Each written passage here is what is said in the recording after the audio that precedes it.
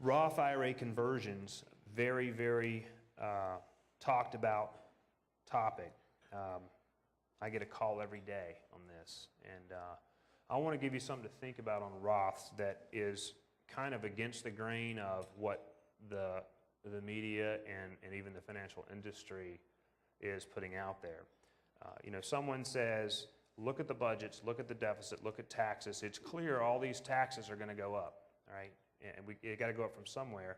And so by default, if you can do a conversion, you convert a pre-tax account to a Roth account and pay taxes this year at today's rate, that as these rates increase in the future, wouldn't it be no-brainer that you're saving tax money, because in the future taxes are going to be higher?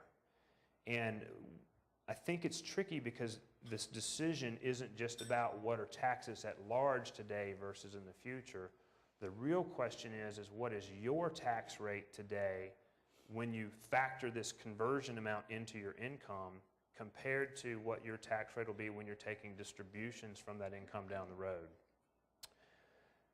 Another thing that's a little tricky is partial conversions. If you have 3 IRAs and say, I want to convert one of them, you can't just convert the one and not pay attention to the other 2. There's actually a pro rata calculation that then going forward, the 2 IRAs you didn't convert have to be accounted for. How much of those IRAs represent after-tax dollars and how much represent pre-tax dollars, and that is a set of calculations that you get to wear for the rest of your life if you do partial conversion. So it's not as simple as you might think.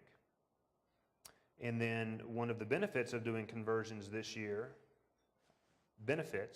is that you can take the tax burden that you cause for yourself by accelerating your IRA into a Roth and paying taxes on it today.